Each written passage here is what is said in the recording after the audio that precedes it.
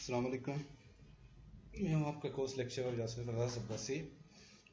ये लेक्चर जो है हम स्पेशली रिकॉर्ड कर रहे हैं उन स्टूडेंट्स के लिए जिनको के प्रीवियस लेक्चर्स में कुछ प्रॉब्लम्स आई हैं। तो जो रिसेंटली मैंने सर्वे करवाया है उसमें जो मुझे लगता है कि मेरी तरफ से लेकिंग है उसे मैंने सही करने की कोशिश की है। सिमिलर मेथड जो है वो दूसरी क्लासेस में भी चल रहा है और उसमें उसकी जो फीडबैक है वो बहुत अच्छी है।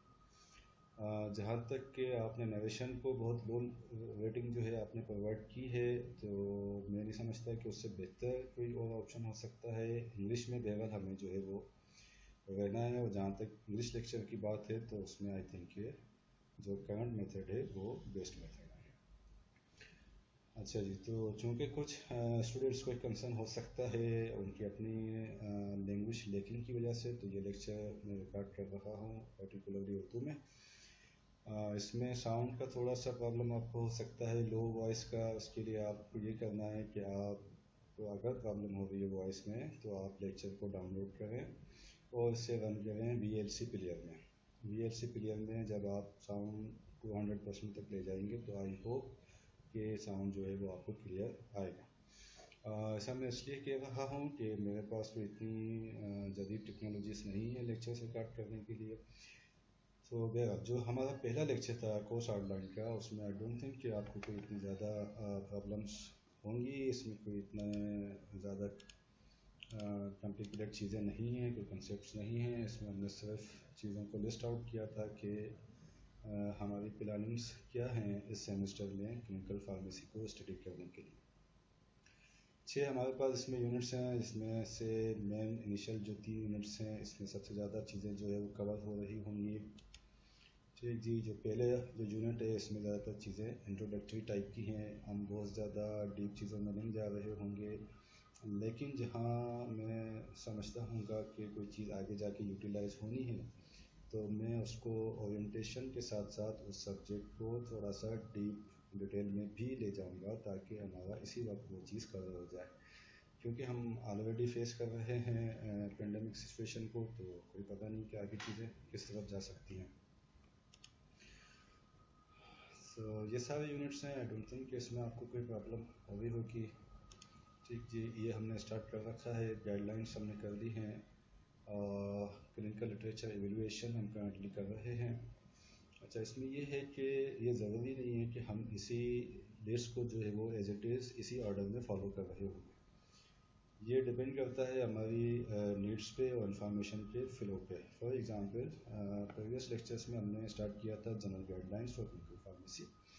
उसके बाद जो हमारे पास HEC की जो कोर्स आउटलाइन है उसमें नंबर आता है लेबॉर्ट्री डेटा इंटरप्रिटेशन का।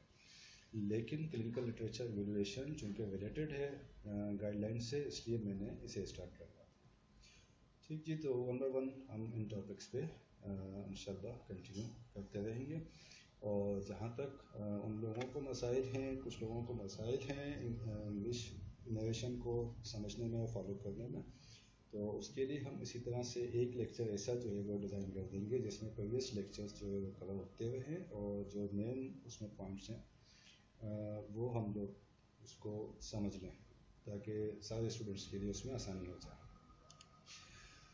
जी, पार्ट 2 में हम चले जाएंगे पेशेंट स्पेसिफिक चीज़ों में, जिसमें कि प्रोफाइल है, पेशेंट काउंसलिंग की चीज़ें हैं। जब हमने इसका जो पहला लेक्चर किया था उसमें ब्रीफ इंट्रोडक्शन, ब्रीफ डिस्क्रिप्शन, इन तमाम चीज़ों की थोड़ी थोड़ी सी ऐड कर दी गई थी। यूनिट 3 में हम क्लिनिकल ट्रायल्स स्टडी करेंगे ड्रग सब्सटेंसेस के। ये रिलेटेड है हमारे करंट जो टॉपिक चल रहा है क्लिनिकल लिटरेचर एवेलुएशन का, इसलिए आपने उन चीज़ों का ध्यान रखना है। जो हमारा मेन कंटेंट है वो एक्चुअल जो हमारे लेक्चर्स हैं इंग्लिश रिकॉर्डेड उसी में होने हैं, उसी से रेफर होंगे। यहाँ पर हम सिर्फ चीज़ों को जो मोटी मोटी चीज़ें होंगी उनको ज़रा सा डिस्क्राइब कर देंगे उन लोगों के लिए जिनको के प्रीवियस लेक्चर से बातें समझ में नहीं आई। लेकिन for the purpose of assessment you have to refer to the original lectures recorded in English language। ये मैं इसलिए नहीं कह रहा कि उसमें इंग्लिश लैंग्वेज है, इसलिए कह रहा हूँ कि उसमें कंटेंट जो है वो ज़्यादा कवर हुआ होगा as compare to this lecture, जिसमें कि हम सिर्फ जो मेन पॉइंट्स हैं उनको डिस्कस करेंगे। अच्छा जी, इमरजेंसी ट्रीटमेंट में जो ये सीवियर इंजरीज का जो है ये मैंने खुद ऐड किया था, ये आपकी HEC की गाइडलाइन, HEC के जो करिकुलम है उसमें इंक्लूडेड नहीं है। मेन ये दो चीज़ें हैं, CPR और कोल्ड ब्लू। इसकी हम देखेंगे कि इसको फार्माकोथेरेपी पॉइंट ऑफ व्यू से किस तरह से मैनेज किया जाता है। फाइनल सेक्शन हमारा ड्रग इंटरेक्शंस का होगा। Drug interactions I think unit 1 में भी है, जिसमें हम थोड़ा सा इसका ओवरव्यू लेंगे, या ये भी पॉसिबल है कि हम उसको बजाय ये कि यूनिट 5 का यहाँ पे वेट करें, हम इसको यूनिट 1 में ही कंटिन्यू कर दें। जैसा कि मैंने शुरू में कहा कि अगर चीज़ें आगे आ रही होंगी तो हम उसको एक सिटिंग में, एक लेक्चर में, एक कंटिन्यूटी में निपटाने की कोशिश करेंगे। फाइनली यूनिट 6, जिसमें कि फार्माकोविजिलेंस है, ये भी आपके ड्रग इंटरेक्शन से, एडवर्स ड्रग रिएक्शन से, उनके साइड इफेक्ट से रिलेटेड है। तो जब हम डेडिकेटेड लेक्चर फार्माकोविजिलेंस पे करेंगे तो इंशाल्लाह आपको ये सारी चीज़ें समझ में आ जाएंगी। ठीक जी, सोर्सेस मैंने आपको बता दी थी कि जो मेन सोर्सेस हमारी हैं वो क्लिनिकल फार्मेसी थेराप्यूटिक्स है, रोबर वाकर की है, और DPO की फार्माकोथेरेपी है। कोडाकिमले लिनेक्स की अप्लाइड थेराप्यूटिक्स भी बहुत बेनिफिशियल है, लेकिन ये हम जब आप जाएंगे डिजीज़ मॉड्यूल्स स्टडी करने में, उस टाइम पे आपको ये ज़्यादा रेफर करनी पड़ेगी। अभी currently clinical pharmacy and therapeutics, जिसका कि मैंने चैप्टर 1 भी आपको HULMS पे प्रोवाइड किया है, इससे आप स्टडी कर सकते हैं। और जो ओरिएंटेशन की चीज़ें हैं उससे जो रिलेटेड चैप्टर्स या कोई डिफरेंट सोर्सेस होंगे तो वो HULMS पे अपलोड होती रहेंगी। ये जो मेन दो चीज़ें हैं ये आपके एडवांस लेवल की चीज़ें हैं जब आप पहुँचेंगे डिजीज़ मॉड्यूल्स पर पर्टिकुलरली।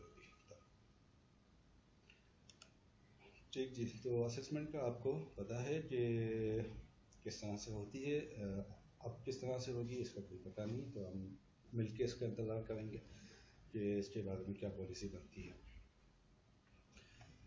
ठीक जी, तो ये हमारा लेक्चर 1 हमने तकरीबन कोई 7 से 8 मिनट्स में जो है वो रिवाइज कर लिया है। अब हम देखते हैं हमारे लेक्चर नंबर 2 को।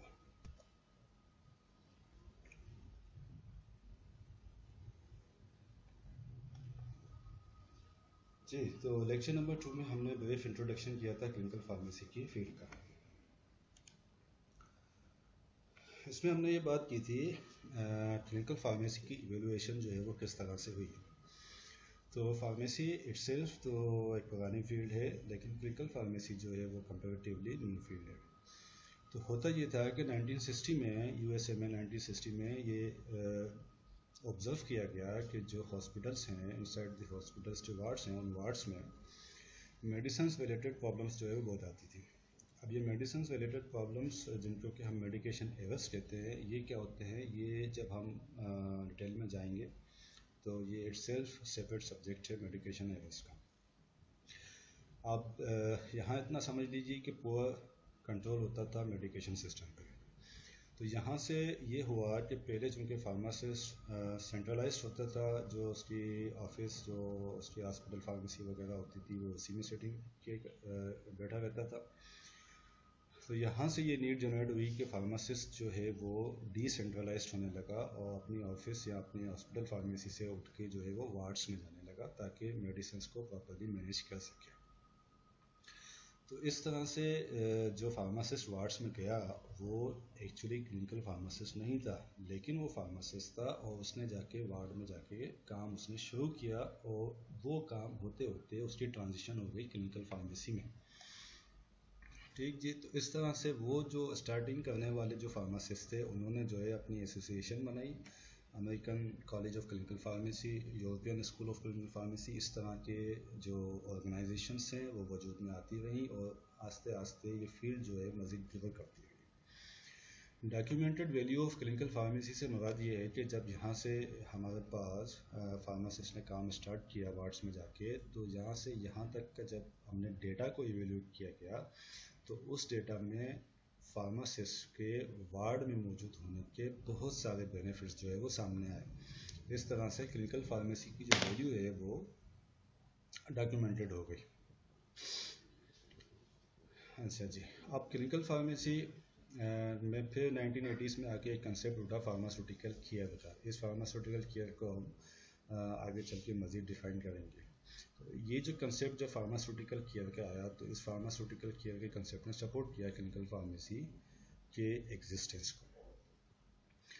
अच्छा, 1980s के एंड से ही फिर ये बात स्टार्ट होने लग गई कि अब क्लिनिकल फार्मासिस्ट के लिए हमें किस किस्म का, किस क्वालिफ़िकेशन का फार्मासिस्ट चाहिए, क्योंकि यहाँ से तो हमारे पास सिंपल फार्मासिस्ट उठ के वार्ड्स में गया था और उन्होंने ही जाके ये सारी चीज़ें डेवलप की थी। उन्हीं फार्मासिस्ट ने जो है ये इस तरह की ऑर्गेनाइजेशंस बनाई थी। तो यहाँ से ये चीज़ स्टार्ट हुई, होते होते फिर ये हुआ कि अब जो है वो बी फार्मेसी नहीं चाहिए, फार्म डी स्पेशलाइजेशन चाहिए। क्लिनिकल फार्मेसी में सर्विसेज देने के लिए क्लिनिकल फार्मेसी की स्टडी करना ज़रूरी है। ठीक जी। तो जब तकरीबन अराउंड 1996-97 के आसपास जो है ये फार्म डी डिग्री यूएसए में इंट्रोड्यूस हुई, और इससे कुछ अर्सा पहले इंट्रोड्यूस हुई थी, लेकिन 1990s के एंड में आके जो है वो फिर उन्होंने ये बात कम्प्लीटली ख़त्म कर दी कि जी बी फार्मेसी अब कोई डिग्री नहीं होगी, सिर्फ फार्म डी ही की क्वालिफिकेशन को माना जाएगा, चाहे वो क्लिनिकल फार्मासिस्ट हो या हॉस्पिटल फार्मासिस्ट हो। इस तरह से ये ग्रोथ होते होते अब जो डेवलप्ड कंट्रीज़ हैं, वो डेवलप्ड कंट्रीज़ इस पॉइंट पे जा रहे हैं कि क्लिनिकल फार्मासिस्ट इन्वॉल्व हो जाए डायरेक्ट पेशेंट केयर में। डायरेक्ट पेशेंट केयर से वी मीन के क्लिनिकल फार्मासिस्ट और पेशेंट का डायरेक्ट इंटरेक्शन होता है, जिसमें क्लिनिकल फार्मासिस्ट अपनी सर्विसेज पेशेंट को विदाउट एनी थर्ड मीडियम जो है वो प्रोवाइड करता है। ओके जी। अब आ गई बात पाकिस्तान में। तो पाकिस्तान में ये कोर्स जो है वो अपग्रेड हुआ। पहले बी फार्म था, अराउंड 70s से स्टार्ट हुआ था बी फार्म, और फिर ये हो गया आपका 2004 में आके अपग्रेड हो गया फार्म डी में। लेकिन ये अभी तक डेवलपमेंट फेज़ में है, ट्रांजिशन फेज़ में है। ये प्रोफेशन पाकिस्तान में कम्प्लीटली डेवलप्ड नहीं हुआ है। ठीक है जी। अच्छा, ये जो टेबल है, इस टेबल को आपको दिखाने का मकसद सिर्फ इतना सा है कि डेवलप्ड कंट्रीज़ में, स्पेशली अगर हम यूएसए की एग्जांपल लें, तो वहाँ पे जो फार्मासिस्ट है वो फार्मासिस्ट रेजिडेंसी प्रोग्राम्स करता है और उसके बाद फिर क्लिनिकल स्पेशलाइजेशन भी करता है। ये क्लिनिकल स्पेशलाइजेशन उसकी डिफरेंट जो है वो फील्ड्स में होती है। तो ये बताने का, आपको कंपैरिजन कराने का मकसद ये था कि पाकिस्तान में ये फील्ड अभी डेवलपमेंट स्टेट में है, लेकिन जो डेवलप्ड कंट्रीज़ है वहाँ पर ये बहुत आगे जा चुकी है, जहाँ पे अब सिर्फ क्लिनिकल फार्मासिस्ट का नहीं बल्कि oncologist pharmacist, psychiatric pharmacist, nuclear pharmacist, paediatric pharmacist, इस तरह के कोर्सेज जो है वो सर्टिफाइड कोर्सेज कराए जाते हैं, और क्लिनिकल फार्मासिस्ट पे अपनी सर्विसेज जो है वो पेशेंट्स बेनिफिट में प्रोवाइड करते हैं। ठीक जी। तो ये अब डेफिनेशन का जो कंसेप्ट है, ऑब्वियसली आपने ये डेफिनेशन जो है वो वर्ड बाय वर्ड ही, डेफिनेशन हमेशा वर्ड बाय वर्ड ही स्टेट करती है।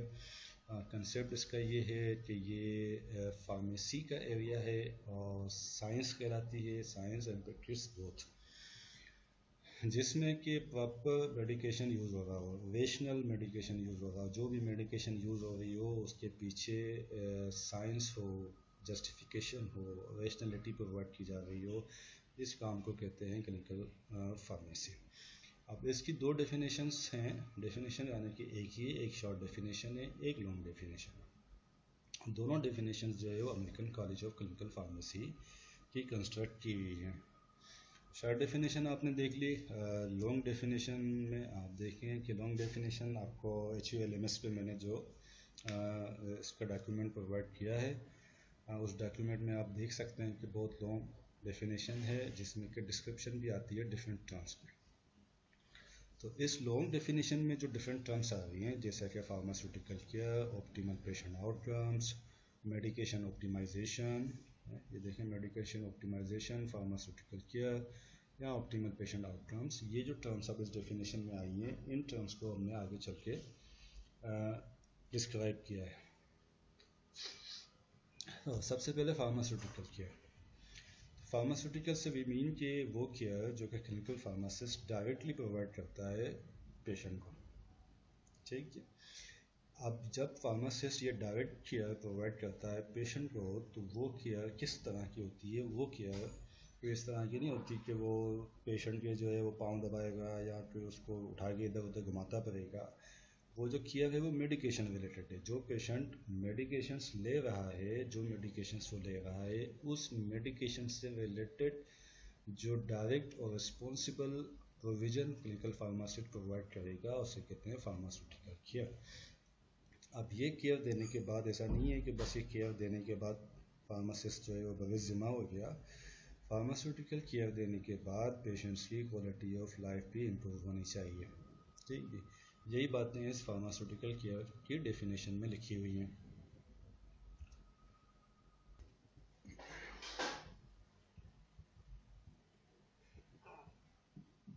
अच्छा जी, अब फार्मास्यूटिकल केयर की डेफिनेशन जो हमने पिछली स्लाइड में देखी है उसी में से ये निकले हुए कंपोनेंट्स हैं जिसको कि हम कह रहे हैं कि प्रिंसिपल एलिमेंट्स हैं फार्मास्यूटिकल केयर के। पिछली स्लाइड में हमने जिस तरह से उसको समझाया कि जो क्लिनिकल फार्मासिस्ट केयर प्रोवाइड करेगा वो केयर मेडिकेशन रिलेटेड होगी और फार्मासिस्ट वो केयर प्रोवाइड करेगा डायरेक्टली टू द पेशेंट्स। जब फार्मासिस्ट ये केयर प्रोवाइड करेगा तो उसके रिजल्ट में डेफिनेट आउटकम्स आने चाहिए। आउटकम से व्हाट डू वी मीन के रिजल्ट्स आने चाहिए, नतीजे आने चाहिए। और डेफिनेट से वी मीन के प्री डिफाइंड हो, हमें पता हो कि जी क्या होगा। लेट से कि अगर हम एक पेशेंट को अगर हमने anti hypertensive medication therapy start कराई है तो उसकी डेफिनेट आउटकम है उसका ब्लड प्रेशर कंट्रोल होना। ठीक जी, और डेफिनेटली जब उसको डेफिनेट आउटकम्स जब फार्माकोथेराप्यूटिक टर्म्स में आएंगी तो पेशेंट की क्वालिटी ऑफ लाइफ जो है इम्प्रूव होगी। और फाइनली जो रिस्पॉन्सिबिलिटी कंपोनेंट है या प्रिंसिपल एलिमेंट है फार्मास्यूटिकल केयर का कि यहाँ पे जो सारा काम क्लिनिकल फार्मासिस्ट कर रहा है वो उसके लिए रिस्पॉन्सिबल है। वो अगर कोई मिस्टेक करता है या पेशेंट की फार्मास्यूटिकल केयर में कोई मिस्टेक कोई लेकिंग्स होती हैं तो उसके लिए फार्मासिस्ट रिस्पॉन्सिबल है। ठीक जी, अब हम देखते हैं कि डेफिनेट आउटकम्स क्या हैं। ठीक, क्या डेफिनेट आउटकम्स हो सकती हैं। एक पेशेंट है, एक प्रिस्क्राइबर है, एक फार्मासिस्ट है, एक नर्स है, एक रेडियोलॉजिस्ट है। ये सारा सेटअप है एक हेल्थ केयर सिस्टम का। यूजुअली उसमें जब पेशेंट है तो ऑब्वियसली वो मेडिकेशंस ले रहा है, उसको मेडिकेशन से रिलेटेड केयर प्रोवाइड करनी है, डायरेक्टली प्रोवाइड करेगा फार्मासिस्ट। उसके बाद हमारे पास डेफिनेट आउटकम्स आने चाहिए। Definite outcomes pre defined outcomes हैं, प्री डिफाइंड चीज़ें हैं। हमें पता हो कि जी ये जो हम एक्शन करने जा रहे हैं तो उसके रिजल्ट में हमारे पास आउटपुट ये आएगी। तो ये ज़रूरी नहीं है कि आउटपुट हमेशा ऐसी ही है जैसी कि प्री डिफाइंड हैं, लेकिन ज़्यादातर केसेस में प्री डिफाइंड आउटकम्स आने चाहिए। फॉर एग्जांपल अगर एक डायबिटीज़ के पेशेंट को इंसुलिन देनी है तो उसका प्री डिफाइंड आउटकम उसका डायबिटीज़ कंट्रोल है। एक एस्थमेटिक पेशेंट्स को अगर एंटी एलर्जिक देनी है तो उसका प्री डिफाइंड आउटकम उसके एस्थमेटिक अटैक्स में कमी होना है।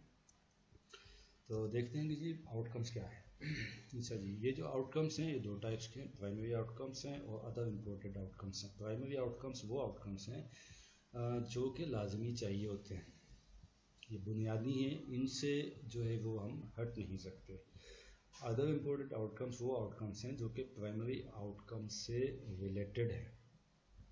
ठीक है, तो प्राइमरी आउटकम्स में क्या, अगर एक पेशेंट को डॉक्टर ट्रीट कर रहा है और फार्मासिस्ट उससे जो है वो डाइट केयर प्रोवाइड कर रहा है तो उसका क्या मकसद है, केयर ऑफ डिजीज़ होनी चाहिए।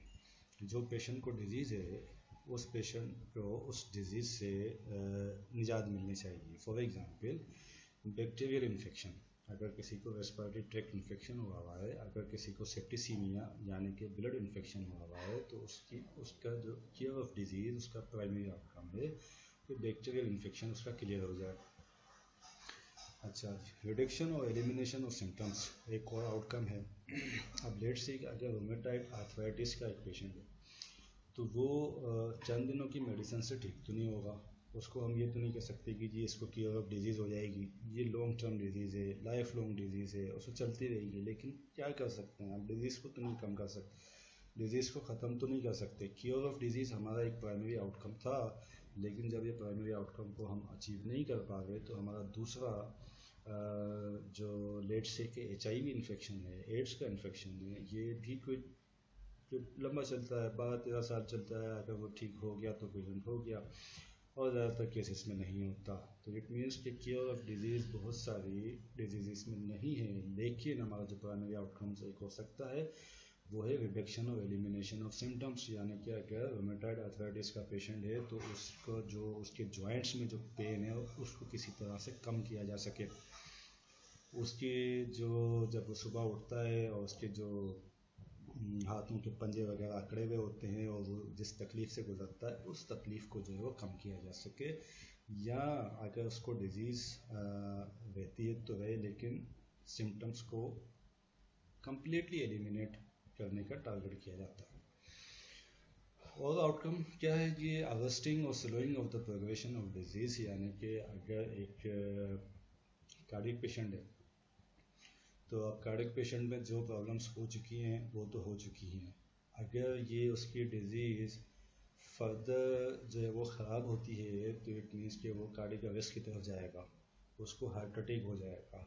तो हम क्या ऐसा करें, ऐसा क्या हम कर सकते हैं, अब लेट से कि ऐसे पेशेंट में हम ब्लड प्रेशर को कंट्रोल कर सकते हैं, हम ऐसे पेशेंट में कोलेस्ट्रॉल के लेवल को जो है कम से कम रख सकते हैं, और ऐसे पेशेंट के लाइफ स्टाइल को मॉडिफाई कराएंगे ताकि उसको जो कार्डियक प्रॉब्लम है और जिसको कार्डियक डिजीज़ है उसका जो प्रोग्रेशन है, यानी कि जो जिस स्पीड से वो बढ़ रही है उसको स्लो किया जा सके या रोका जा सके।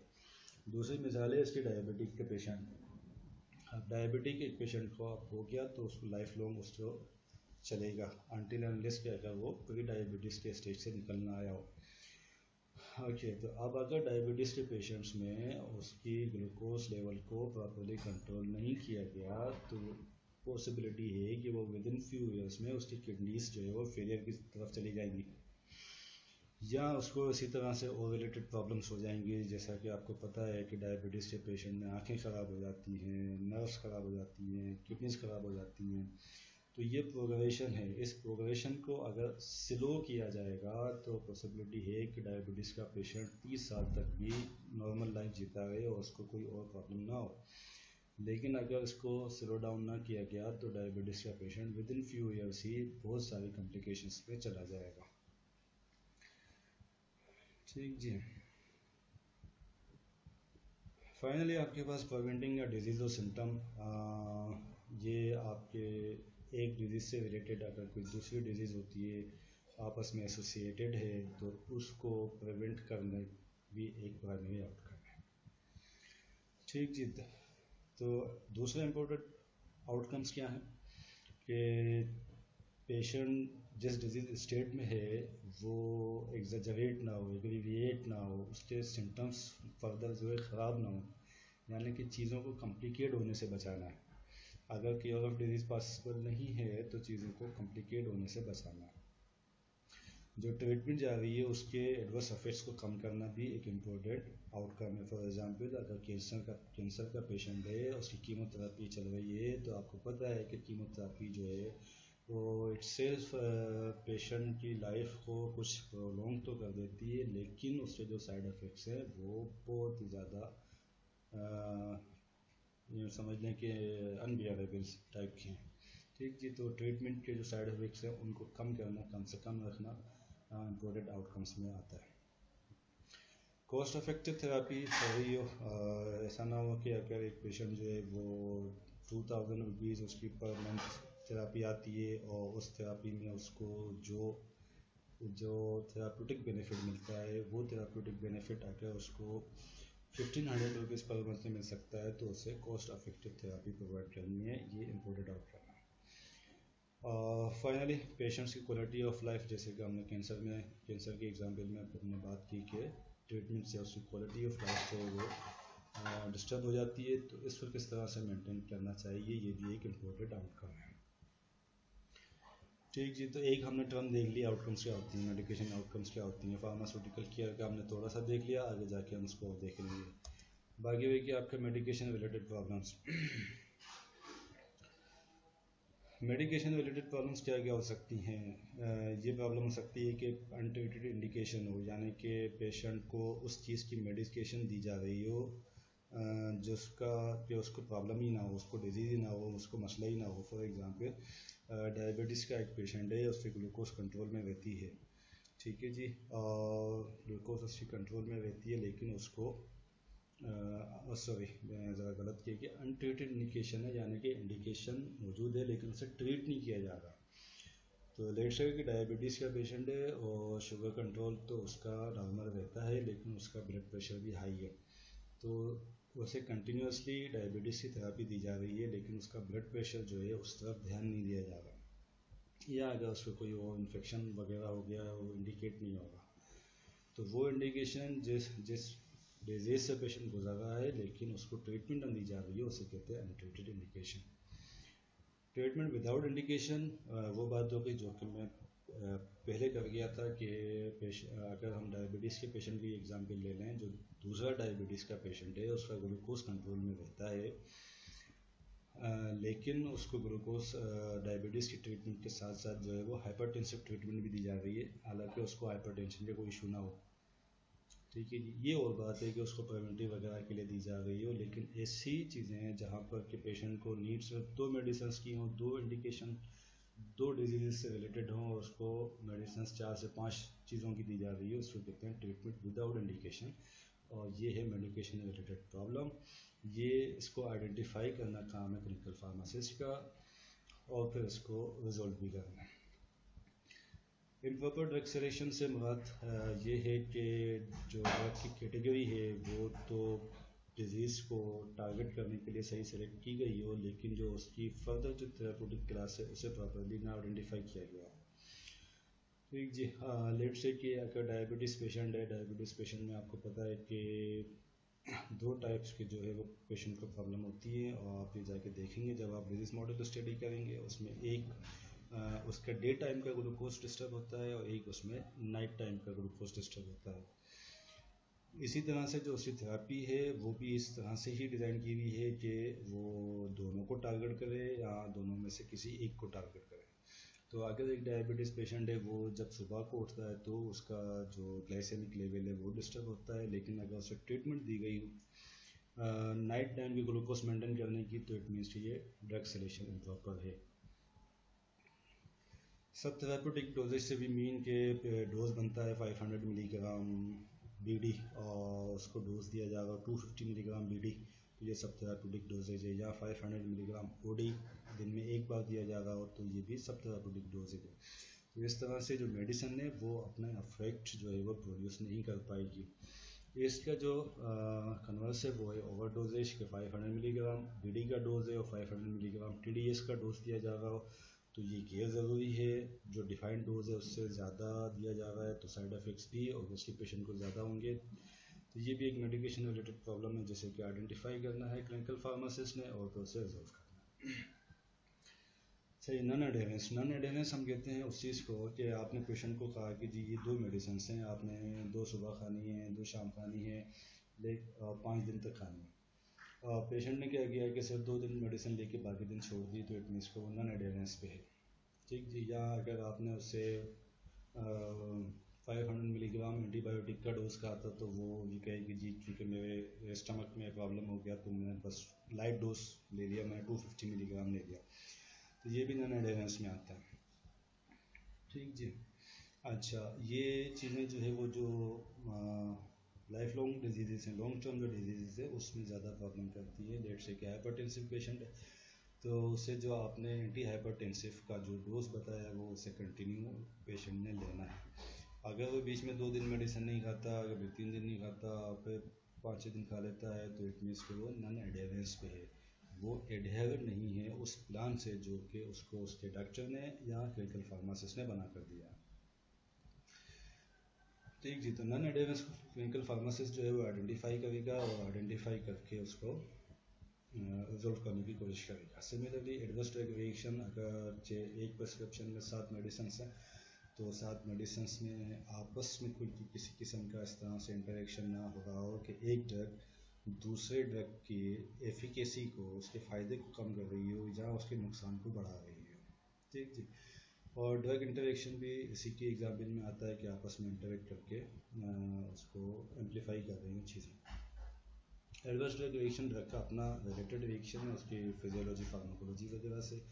जब एडवर्स ड्रग रिएक्शन डिटेल में हम जाके पढ़ेंगे तो इसका मैकेनिज्म, क्लासिफिकेशन आप डिटेल में देखेंगे। ड्रग इंटरेक्शन वो इंटरेक्शन है जिसमें दो ड्रग्स या तो एक ड्रग दूसरे ड्रग की एफिकेसी को कम कर रही हो या दूसरे ड्रग के नुकसान को इंक्रीज कर रही है, उसको कहते हैं ड्रग इंटरेक्शन। ठीक जी, तो ये चंद टर्म्स सुनने यहाँ तक समझिए। फिर आइए अपने फार्मास्यूटिकल पेशेंट केयर प्रोसेस में। अब जब फार्मासिस्ट जो है वो पेशेंट केयर प्रोसेस प्रोवाइड करेगा तो उसके यूजुअली जो है वो 5 स्टेप्स हैं, जिसमें सबसे पहले उसने डेटा कलेक्ट करना है। जब उसके पास डेटा कलेक्ट होगा तभी उस डेटा को वो असेस करेगा। अब जब यहाँ क्लिनिकल फार्मासिस्ट असेस कर लेगा इस डेटा पे, पेशेंट के डेटा पे असेस करेगा कि जी इस पेशेंट को ये मेडिकेशन रिलेटेड प्रॉब्लम है, लेट से कि 2 मेडिकेशंस का ड्रग इंटरेक्शन आ रहा है, उसने असेस कर दिया। असेस करके अब वो प्लान करेगा कि जी आप इसमें आगे जाके करना क्या है, इस एडवर्स ड्रग रिएक्शन को किस तरह से जो है वो रिमूव करना है, या ड्रग इंटरेक्शन अगर आ रहा है तो उसको जो है वो किस तरह से रिमूव करना है। लेट से कि जो हमने पीछे बात की डायबिटीज़ पेशेंट की, जिससे कि मॉर्निंग टाइम इंसुलिन चाहिए थी, उसे नाइट टाइम इंसुलिन दी गई थी। तो अब यहाँ उसने असेस कर दिया, अब ये प्लान करेगा कि जी मॉर्निंग टाइम इंसुलिन को रिमूव करके नाइट टाइम इंसुलिन ऐड कर देंगे। अच्छा जी, अब ये जो मॉर्निंग टाइम और नाइट टाइम की टर्म्स हैं ये प्रॉपर नहीं है, लेकिन आई अज्यूम कि आपने डायबिटीज़ चूँकि अभी इतनी डिटेल में नहीं पढ़ी होगी तो इसलिए मैं इससे ज़्यादा कॉमन लैंग्वेज में बात कर रहा हूँ, otherwise these are not the scientific terms. Plan करने के बाद उसने प्लान कर दिया है कि जी मॉर्निंग टाइम इंसुलिन हटा के हमें नाइट टाइम इंसुलिन देनी है, और फिर उसको इम्प्लीमेंट करा दिया। इम्प्लीमेंट करा के फिर उसका फॉलोअप लेना है कि यहाँ पेशेंट को जो प्रॉब्लम उसने असेस की थी अब वो यहाँ ख़त्म हो गई या नहीं हो गई। ठीक है, और किस तरह से फॉलोअप होगा, ऑब्वियसली दोबारा से डेटा कलेक्ट करेगा पेशेंट। ठीक जी, तो जो फार्मासिस्ट डेटा कलेक्ट करता है उस कलेक्ट करने में पेशेंट का जो सारा डेटा होता है उसमें जो मोटी मोटी चीज़ें आती हैं वो पेशेंट की करंट मेडिकेशन लिस्ट है कि पेशेंट करंटली कौन कौन सी मेडिकेशंस लेता है। लेट से कि अगर रूमेटॉइड आर्थराइटिस का पेशेंट है तो ऑब्वियसली उसके पास एक पेन किलर जो है वो कंटिन्यूस चलती होगी, एक एंटी इन्फ्लेमेटरी भी जो है वो चलती होगी। मेडिकेशन यूज़ हिस्ट्री, प्रीवियसली उसने क्या क्या मेडिकेशंस यूज़ कर रखी हैं, यहाँ से फार्मासिस्ट को पता चलेगा कि क्या पेशेंट को हिस्ट्री में प्रीवियस यूज़ में है, 1 साल पहले 2 साल पहले कभी भी उसकी लाइफ में कोई एलर्जी किसी मेडिसिन से अगर हुई है तो जहाँ अगर फार्मासिस्ट को पता चलेगा कि जी इसको एलर्जी लेट से पेनिसिलिन से होती है, तो जब वो फार्मासिस्ट प्लान पे जाएगा तो यहाँ पेनिसिलिन को नहीं रखेगा। और इससे रिलेवेंट हेल्थ डेटा क्या हो सकता है कि जी पेशेंट का प्रीवियस कोई ऑपरेशन हुआ है, कोई उसकी सर्जरी हुई है, कोई और चीज़ें उससे रिलेटेड हैं, तो वो भी डेटा उसके साथ कलेक्ट हो जाएगा। पेशेंट लाइफ स्टाइल हैबिट्स में उसकी जो है वो फिज़िकल एक्टिविटी कितनी है, हैबिट्स में, और स्मोकिंग वगैरह है, या उसकी डाइटरी हैबिट्स, ये सारा डेटा कलेक्ट करेगा फार्मासिस्ट। कलेक्ट करने के बाद इन चीज़ों को असेस करेगा। जब असेस करेगा तो उसके सामने डिटेक्ट हो जाएगा प्रॉब्लम की, जी प्रॉब्लम कहाँ पे आ रहा है, वो कौन कौन सी प्रॉब्लम्स हैं, वो हमने पिछली स्लाइड में प्रॉब्लम्स देखी हैं, कौन कौन सी मेडिकेशन रिलेटेड प्रॉब्लम हो सकती हैं। ये सारी हो सकता है कि पेशेंट को डिजीज़ है लेकिन उसको वो ट्रीटमेंट नहीं दी जा रही, ट्रीटमेंट दी जा रही है लेकिन डिजीज़ नहीं है, या पेशेंट नॉन एडेरेंट है, वो मेडिसिन लेता ही नहीं है, तो डॉक्टर ने फार्मासिस्ट हेल्थ केयर टीम ने तो सही मेडिसिन दी हुई है लेकिन पेशेंट खुद से मेडिसिन ले ही नहीं रहा, तो ऑब्वियसली वो एक प्रॉब्लम यहाँ पे आइडेंटिफाई कर देगा कि जी ये प्रॉब्लम है। अब जब प्रॉब्लम आइडेंटिफाई होगी मेडिसिन से रिलेटेड जब प्रॉब्लम आइडेंटिफाई होगी तो अब फार्मासिस्ट उसको प्लान करेगा कि जी उस प्रॉब्लम को रिमूव करने के लिए करना क्या है, क्या एक्शन लेना है। ठीक जी, तो मेडिकेशन रिलेटेड प्रॉब्लम जो है वो एड्रेस करेगा। लेट से अगर ड्रग इंटरेक्शन आया है तो जो ड्रग इंटरेक्शन कर रही है उस ड्रग को रिमूव करके दूसरी ड्रग सिमिलर थेराप्यूटिक कैटेगरी की इंडिकेट करेगा।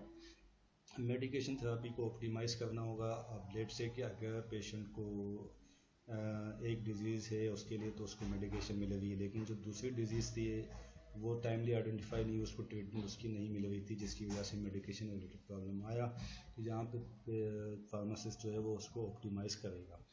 और क्या ऑप्टिमाइजेशन कर सकता है कि लेट से क्या पेशेंट जो है वो कहता है कि मैं एस्थमेटिक पेशेंट है और वो कहता है कि मैं पंप जो है वो प्रेस नहीं कर सकता, तो वो यहाँ पे फार्मासिस्ट उसको इवेल्यूएट करेगा कि जी इस पंप का अल्टरनेट क्या हो सकता है कि पेशेंट इजीली इसको अपने एडमिनिस्टर कर दे। इस तरह से मेडिकेशन थेरेपी ऑप्टिमाइज हो जाएगी। ठीक है जी। गोल्स सेट करने होंगे गोल्स लाजमी सेट करने होंगे, ऑब्वियसली गोल्स के बगैर तो काम नहीं होता, और गोल्स जो है वो आउटकम्स को अचीव करना है। पेशेंट को इंगेज करना चाहिए, इसलिए कि पेशेंट खुद से क्या चाहता है, उसको क्या क्या किस किस्म की थेरेपी उसको पसंद है, किस किस्म की नहीं है, किस किस्म की एडमिनिस्ट्रेशन में उसको कोई मसाइल आते हैं, तो यहाँ पे भी वो उसको इंगेज करके पता कर सकता है। तो पेशेंट अगर खुद से इन्वॉल्व होगा तो वो नॉन एडहेरेंस की तरफ नहीं जाएगा जब पेशेंट खुद डिसीजन ले रहा होगा। अच्छा जी, तो अब यहाँ पे फार्मासिस्ट ने जो है वो प्लान कर दिया, प्लान करने के बाद जो यहाँ पे इम्प्लीमेंट कराना है, इधर के वो ड्रग रिमूव कर दी थी इंटरेक्शन की वजह से, दूसरी एक करके इम्प्लीमेंट कराती, यहाँ डोजेज फॉर्म चेंज करा दिया, व्हाटसोएवर जो जो फार्मासिस्ट ने प्लान बनाया वो यहाँ पे उसको इम्प्लीमेंट किया, और इम्प्लीमेंट करने के बाद फिर उसको एक फॉलो अप देना है कि जी उस इम्प्लीमेंटेशन के क्या फ़ायदे हुए, क्या नहीं हुए हैं, क्लिनिकल एंड पॉइंट्स क्या थे। क्लिनिकल एंड पॉइंट्स ये थे, फॉर एग्जांपल अगर पेशेंट ने ऑप्टिमाइजेशन पेशेंट में होनी थी मेडिकेशंस की, नन एडेरेंस ख़त्म होनी थी, वो हुई या नहीं हुई, और जो आउटकम्स आए थे केयर के सेट किए थे वो मिले या नहीं मिले। अगर नहीं मिले तो दोबारा से ये प्रोसेस इसी तरह से स्टार्ट हो जाएगा। ठीक है जी। तो इस सारी बात को अगर हम एक साइड में कहेंगे तो हम कहेंगे कि pharmaceutical care process is about to identify, पहचानना है प्रॉब्लम को और उसे रिजोल्व करना है, उसे नेक्स्ट टाइम होने से रोकना है, और उसको मॉनिटर करना है मेडिकेशन रिलेटेड प्रॉब्लम्स को। ठीक जी, तो अब हम देखते हैं कि मेडिसिन ऑप्टिमाइजेशन है क्या। तो मेडिसिन ऑप्टिमाइजेशन में ये कुछ डेटा मैंने आपसे शेयर किया था कि जी 16% पेशेंट्स सिर्फ जो है वो प्रिस्क्राइब की हुई न्यू मेडिसिन को लेते हैं, यानी कि 100 में से 16 पेशेंट लेते हैं, बाकी 84 पेशेंट जो है वो न्यू मेडिसिन लेते ही नहीं। अच्छा,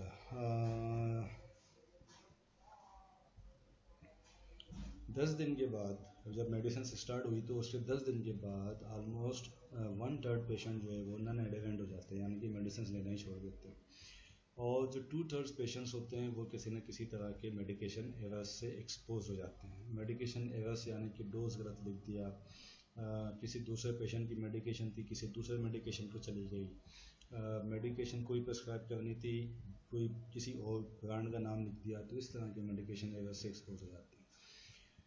मेडिसिन वेस्टेज पर्टिकुलरली जहाँ पर गवर्नमेंट सपोर्टेड मेडिसिन प्रोवाइड की जाती हैं तो वहाँ पे इस तरह की मेडिसिन वेस्टेज आ रही होती है। जब नॉन एडेरेंट पेशेंट हो रहा होता तो ऑब्वियसली यानी कि मेडिसिन प्रॉपर यूटिलाइज नहीं होगी तो ऑब्वियसली वेस्टेज कर जाएगी। अच्छा जी, और 6% जो इमरजेंसी डिपार्टमेंट में लोग आते हैं री एडमिशन के लिए, उसमें से 6% जो है वो आसानी से अवॉइड किए जा सकते थे। तो ये इस तरह का डेटा जो है वो बताता है कि अगर मेडिसिन को ऑप्टिमाइज़ किया जाए तो ये चीज़ें इम्प्रूव हो जाएगी। अब मेडिसिन को ऑप्टिमाइज़ किस तरह से किया जाए कि राइट पेशेंट्स जो है वो सिलेक्ट किया जाए, जिस पेशेंट को मेडिसिन जानी है, जिस पेशेंट इंटेंडेड है उस मेडिसिन के लिए, उसी को वो पेशेंट मेडिसिन मिले। राइट चॉइस ऑफ मेडिसिन से भी मीन के जो बेस्ट अवेलेबल ऑप्शन हो मेडिसिन का वो पेशेंट को प्रिस्क्राइब किया जाए, राइट टाइम पे दिया जाए। ऐसा ना हो कि बहुत पहले ही जो है वो स्टार्ट करा दिया जाए। लेट से कि डायबिटीज़ पेशेंट में जो है वो विद टाइम भी पर्टिकुलरली अगर डायबिटीज़ कंट्रोल में नहीं है तो फिर किडनी के प्रॉब्लम्स भी आ जाते हैं, नर्वस सिस्टम के भी आ जाते हैं। ये कुछ अर्से के बाद 5, 10, 15 साल के बाद जाके फिर ब्लड प्रेशर की और कार्डियोवास्कुलर की मेडिसिन की भी तरफ पेशेंट को जाना पड़ता है। तो ऐसा ना हो कि जी डायबिटीज़ डायग्नोज होते ही के साथ ही जो है वो उसको पेशेंट को दूसरी तमाम चीज़ों की मेडिसिन भी स्टार्ट करा दी जाए।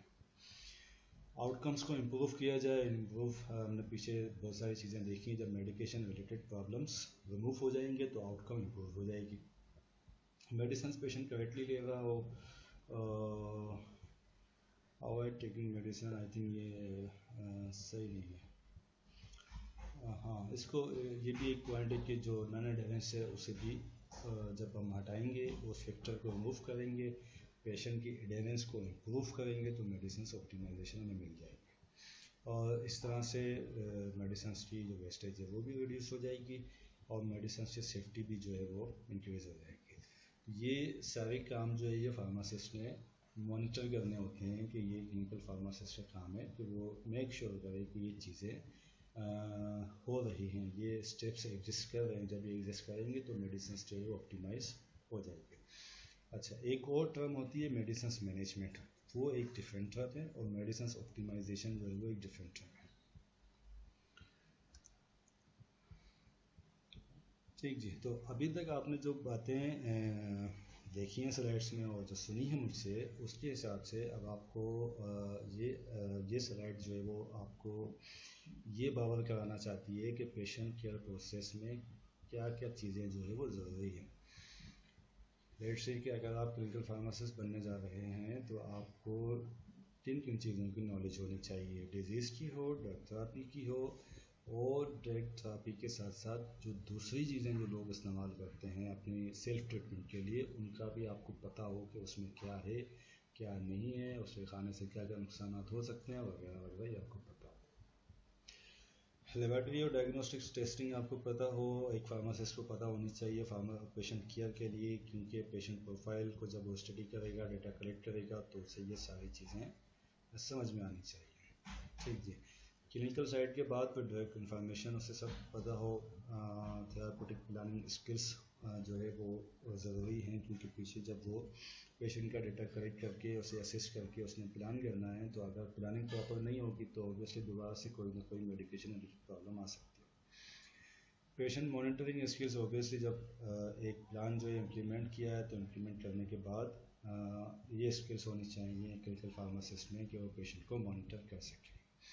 कम्युनिकेशन स्किल्स और मॉनिटरिंग स्किल्स ये डिफरेंट सब्जेक्ट्स हैं। आई डोंट थिंक कि ये आपके कोर्स आउटलाइन में शामिल हैं, बट माइट बी पॉसिबल कि किसी सब्जेक्ट से रिलेटेड आप इसकी डिटेल जो है वो स्टडी करें। ठीक जी, सिमिलरली फिजिकल असेसमेंट स्किल्स जो है वो पेशेंट की पहचान सके पेशेंट को कि पेशेंट को किस तरह के जो है वो साइन सिम्टम्स आ गए, किस तरह से प्रॉब्लम आ गए, किस तरह से उसको एवेल्युएट करना है। ठीक जी, तो ये सारी स्किल्स जो क्लिनिकल फार्मासिस्ट के लिए चाहिए, उनके लिए ज़रूरत है हमें integration of knowledge and skills की। ठीक है, तो ये इंटीग्रेशन है इन तमाम नॉलेज की, ये जो आपने देखी ये नॉलेज और ये स्किल्स, ये जब मिलती हैं आपस में, इनकी इंटीग्रेशन होती है, तब बनता है एक क्लिनिकल फार्मासिस्ट।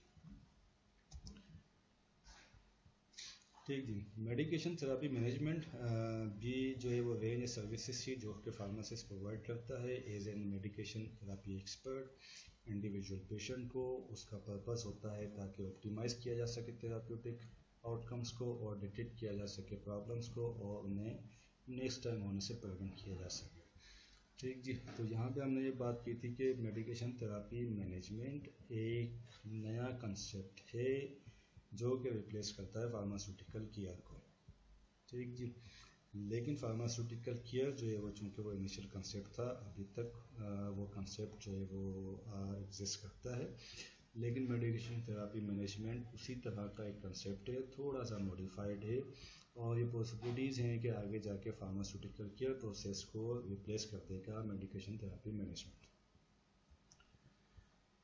तो मेडिकेशन थेरापी मैनेजमेंट की अगर आप चीज़ें देखें तो ये तकरीबन वही हैं जो कि फार्मास्यूटिकल केयर प्रोसेस में है। पहले फार्मासिस्ट ने डेटा हासिल करना है, उसको रिव्यू करना है, रिव्यू करने के बाद इन डेप्थ एनालिसिस करनी है कि मेडिकेशन रिलेटेड प्रॉब्लम क्या आ रही है, आइडेंटिफाई करने के बाद चीज़ों को प्लान करना है कि कौन सी चीज़ें जो है वो पेशेंट केयर में इम्प्लीमेंट करनी है, पेशेंट को एजुकेशन वगैरह, ये सारी चीज़ें मेडिकेशन थेरापी मैनेजमेंट में है।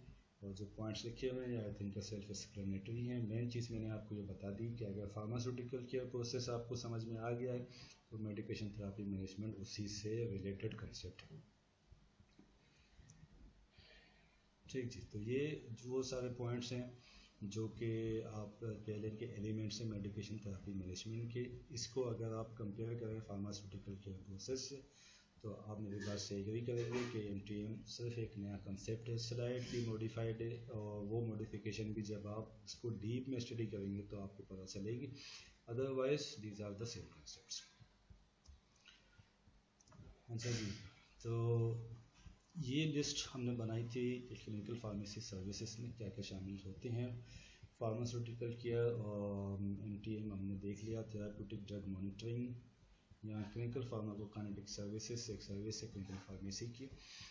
इसमें अगर आपने बायोफार्मास्यूटिक्स अभी शायद नहीं पढ़ा, जब आप फार्माकोकाइनेटिक स्टडी करेंगे तो फार्माकोकाइनेटिक स्टडी में आपको पता चलेगा कि ज़रूरी नहीं है कि एक ड्रग जो 250 मिलीग्राम के डोज में 10 पेशेंट्स को दी जा रही हो तो 10 के 10 पेशेंट्स में वो एक ही प्लाज्मा लेवल अचीव करे और एक ही थेराप्यूटिक इफेक्ट जो है वो प्रोड्यूस करे। इस तरह की कुछ मेडिकेशंस हैं जैसे कि डिजोक्सिन। तो क्लिनिकल फार्मासिस्ट क्या करता है कि जो इस तरह के पेशेंट्स होते हैं उसमें कंटिन्यूसली उनके प्लाज्मा लेवल ड्रग्स को मॉनिटर करता है और उसे कोरिलेट करता है उनके क्लिनिकल एफिकेसी जो उस पेशेंट को मिल रही होती है उससे। पेरेंटल न्यूट्रिशन सर्विसेज वो सर्विसेज हैं जिसमें कि पेशेंट जो है वो अनकॉन्शियस होता है और वो ऑलरेडी फीड नहीं जो उसका नॉर्मली फीड हो रहा होता है वो नहीं हो रहा, तो उसको अल्टरनेट प्रोवाइड किया जाता है parental nutrition services. Parental nutrition services में बहुत सारी जो है वो कैलकुलेशंस चाहिए होती हैं, ये कैलकुलेशंस और एडजस्टमेंट वगैरह करता है क्लिनिकल फार्मासिस्ट। हॉस्पिटल से पेशेंट के डिस्चार्ज होने की प्लानिंग जो है वो फार्मासिस्ट बनाता है कि आप उसको कौन सी मेडिसिन हॉस्पिटल से जाने के बाद कौन सी मेडिसिन कितने अर्से तक चाहिए होंगी। हॉस्पिटल्स में जो उसके साथ दूसरा स्टाफ है, डॉक्टर्स हैं, नर्सेस हैं, रेडियोलॉजिस्ट वगैरह हैं, तो जो क्लिनिकल नॉलेज है उनको आपस में बैठ के डिस्कस करना, एक दूसरे की नॉलेज को इंक्रीज करना, ये क्लिनिकल फार्मासिस्ट का काम होता है। और स्पेशलिटी सर्विसेज ऑब्वियसली ये पाकिस्तान में नहीं है, डेवलप्ड कंट्रीज़ में क्लिनिकल फार्मासिस्ट अपनी स्पेशलाइज्ड सर्विसेज को जो है वो प्रोवाइड कर रहा होता है स्पेशलाइज्ड वार्ड में। लेट से कि अगर पीडियाट्रिक क्लिनिकल फार्मासिस्ट है तो उसकी स्पेशलाइजेशन होगी पीड्स रिलेटेड मेडिसिन में, ठीक जी, और सिमिलरली इस तरह दूसरे स्पेशलाइजेशन में। इसके साथ साथ क्लिनिकल फार्मासिस्ट जो है वो ambulatory care, health promotion, immunisation, इन चीज़ों को भी देख सकता है।